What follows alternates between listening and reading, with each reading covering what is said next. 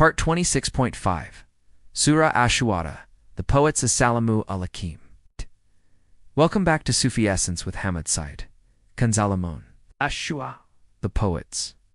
Chapter 26, verse 21. So I fled from you when I feared you. Then my Lord granted me judgment and made me one of the messengers.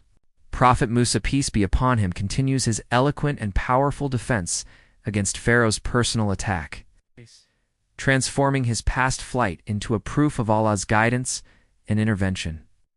He addresses the fear that drove him to flee Egypt after the accidental killing of the Egyptian. So I fled from you when I feared you, and my Lord granted me judgment and made me one of the messengers. The admission of fear in flight is a candid acknowledgement of human vulnerability, yet it is immediately contextualized as a necessary step within Allah's divine plan. His fear, a natural human instinct, prompted him to seek sanctuary, which, in turn, led him to the years of solitude and spiritual training in Midian.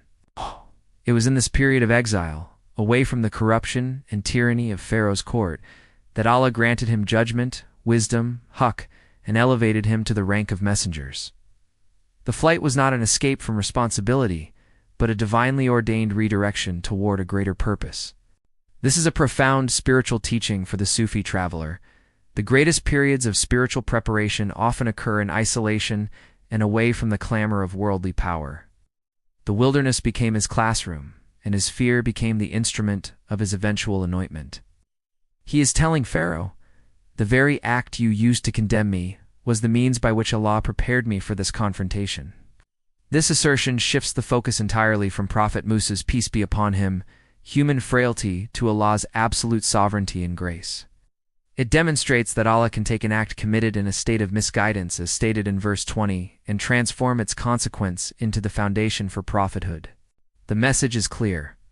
A person's life is not defined by their mistakes, but by Allah's overarching plan and the ilm He chooses to bestow. The Kalb must understand that even apparent setbacks are often detours orchestrated by Ar-Rahman to lead the sincere seeker to a higher station of spiritual clarity and purpose. Kanzalamin, Quran, Ash-Shu'ara, the Poets. Chapter 26, verse 22. And this is the favor with which you reproach me, that you have enslaved the children of Israel. Prophet Musa, peace be upon him, now launches his own devastating counterattack, dismantling Pharaoh's claim of favor and exposing the core hypocrisy of his regime. And this is the favor with which you reproach me, that you have enslaved the children of Israel. Pharaoh had boasted in verse 18 about raising Prophet Musa, peace be upon him, and the favor he showed, implying a personal debt. Prophet Musa, peace be upon him, acknowledges the temporary material favor he received, but juxtaposes it against the monumental sustained injustice committed by Pharaoh's entire system. The favor shown to one individual, Musa, is utterly negated and tainted by the systemic cruelty perpetrated against an entire nation, the children of Israel. The rhetorical power lies in the contrast, a small, temporary personal kindness versus a massive, ongoing collective crime. Prophet Musa, peace be upon him, thus refuses to let the argument remain personal. He redirects it to the universal moral and spiritual issue. This is a powerful lesson in justice. No amount of individual charity or personal kindness can compensate for or excuse systemic oppression and the violation of human dignity. The debt of gratitude, Prophet Musa, peace be upon him, argues, is voided by the greater sin of slavery. The Sufi understands that true gratitude, shukwa, is owed only to Allah and is expressed by establishing justice on earth. Pharaoh's favor was merely a tool of his ego, a means of control. The ultimate favor is Allah's guidance. Prophet Musa, peace be upon him, forces Pharaoh to confront the true moral debt he owes to Allah for his tyranny, thereby reclaiming the concept of justice as the necessary partner to monotheism. The flow of the argument exposes the moral bankruptcy of a regime that champions its minor acts of benevolence while perpetrating immense injustice. Kanzaliman, Quran, Ash-Shu'ara, the Poets. Chapter 26, verse 23. Pharaoh said, "And who is the Lord of the creation?"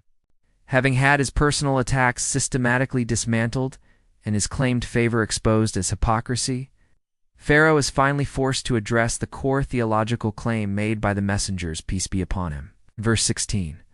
Pharaoh said, "And who is the Lord of the creation?" This question is posed with immense arrogance, not out of sincere inquiry, but as a challenge. Pharaoh is attempting to assert his dominance in the face of Prophet Musa's peace be upon him compelling defense.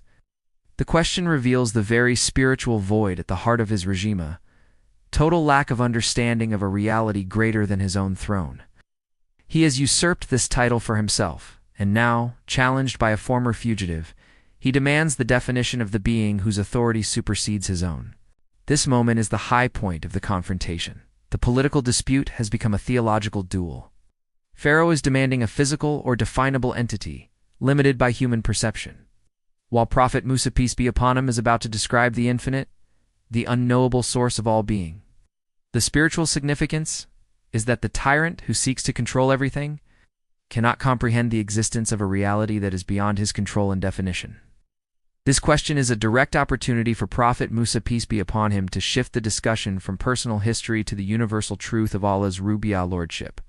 The Sufi understands this moment as the inevitable clash between the ego's demand for absolute self-identity I am and the reality of the creator he is. Pharaoh represents the ultimate embodiment of shirk polytheism, where the ego claims the attributes of Allah. The question, though arrogant, is the opening that allows the truth of divine unity to be forcefully articulated. Kanz Iman, Quran, Ash-Shu'ara, The Poets, chapter 26, verse 24. Moses said, "The Lord of the creation is the Lord of the heavens and the earth, and of whatever is between them, if you are to believe." Prophet Musa, peace be upon him, seizes the opportunity presented by Pharaoh's arrogant question and delivers a concise, comprehensive definition of Allah's Rubiya, a definition that utterly transcends Pharaoh's limited material kingdom. The Lord of the creation is the Lord of the heavens and the earth, and of whatever is between them, if you are to believe. The answer is cosmic in scale. Contrasting starkly with Pharaoh's claim over a single river valley, Prophet Musa, peace be upon him, asserts that the true Lord is the sovereign over the entire universe, the upper heavens, the lower earth, and everything in the intermediate realm, whatever is between them. This definition immediately reduces Pharaoh's vast empire to a minuscule subset of the Creator's domain. It is an argument based on irrefutable evidence that is constantly on display to very stars. Pharaoh sees and the very ground he walks on are under a lordship greater than his own. The inclusion of the final conditional clause, if you are to believe, is highly significant. It implies that the evidence is overwhelmingly clear. The only obstacle to comprehension is not a lack of proof, but a lack of willth, the same spiritual blindness highlighted in verse 8 of this surah. The truth is self-evident, yet it requires a receptive qalb to acknowledge it. This powerful, sweeping declaration of Allah's universal domain is a foundational tenet of Tawhid monotheism. The Sufi understands this definition to include the inner worlds as well. The Lord of the external cosmos is also the Lord of the inner life, the thoughts and the very breath of the seeker. This assertion is the ultimate philosophical and spiritual challenge to Pharaoh, forcing him to either submit to the vastness of the cosmos or openly declare war against the creator of all things. The eloquence and completeness of this response fulfill the promise of support that Allah gave when he answered Prophet Musa's peace be upon him, fear of an ineloquent tongue. Kanz Iman, Quran, Ash-Shu'ara, The Poets, chapter 26, verse 25. Pharaoh said to those around him, "Do you not hear?" Unable to refute the cosmic reality presented by Prophet Musa, peace be upon him, and unwilling to acknowledge his own diminished status, Pharaoh resorts to his final weapon, the manipulation of his court and an appeal to their established disbelief. Pharaoh said to those around him, "Do you not hear?" This is a desperate attempt to regain control of the narrative. He does not engage with the profound theological content of the previous verse. Instead, he tries to dismiss it as absurd noise unworthy of attention. The question, "Do you not hear?" is aimed at his courtiers and advisors, challenging their loyalty and their judgment. It is an act of peer pressure and psychological coercion, tacitly commanding them to scoff and reject the argument. He is implicitly saying, "This man is speaking nonsense. Surely you, my educated and loyal officials, understand how ridiculous this claim is." This moment highlights the role of the inner circle in upholding tyranny and reinforcing falsehood. They are the audience for his continued act of self-deification. Pharaoh is attempting to shift the blame for the conversation's direction onto his attendants and to make Prophet Musa, peace be upon him, seemed like a fringe fanatic. However, this action also betrays his fear. He is seeking validation from his subordinates, because Prophet Musa's peace be upon him declaration of universal lordship has shaken his sense of absolute control. The spiritual lesson here is that falsehood requires constant external validation to survive. Truth, sustained by Allah, needs no such support. The Sufi recognizes this manipulation tactic both in the external world and in the internal dialogue of the ego, which constantly seeks external reinforcement to maintain its illusion of self-sovereignty. Pharaoh's inability to logically refute the claim forces him into this petty, coercive maneuver, setting the stage for Prophet Musa, peace be upon him, to further elaborate on the attributes of the true Lord of the creation. The dialogue of these 5 verses is a perfect lesson in prophetic confrontation, demonstrating how a messenger, armed with divine ilm and supported by Aram's grace, can systematically dismantle the most powerful forms of tyranny and arrogance, shifting the focus from personal slander to universal truth. Hadith, the Prophet, peace be upon him, taught, the best of jihad is a word of justice in front of an oppressive ruler. Sunan Abi Dawud, Hadith 4344. This hadith perfectly encapsulates the immense courage and spiritual significance of Prophet Musa's peace be upon him confrontation with Pharaoh in these verses, by declaring Allah as the Lord of the creation, verse 24, and exposing Pharaoh's hypocrisy, verse 22. Prophet Musa, peace be upon him, provided the ultimate example of speaking a word of justice against the most powerful and oppressive ruler of his time, making the mission a pinnacle of spiritual struggle. Let us now supplicate, drawing from the profound lessons of these verses, asking Allah to grant us a deeper understanding and to guide our every step. O Allah, let our flight from fear and worldly attachment become the means for receiving your divine judgment and purpose. Grant us the moral clarity to refute worldly favors when they are tainted by systemic injustice and oppression. Purify our hearts from the subtle arrogance that prevents us from recognizing the true Lord of the creation. Expand our perception to comprehend your absolute lordship over the heavens, the earth, and all that is between them. Protect us from the spiritual coercion of those who demand we reject truth for the sake of their worldly authority. Grant us the grace to speak the truth with the confidence of Prophet Musa, peace be upon him, regardless of the danger. May our lives be a profound testimony to your power to transform human error into prophetic destiny.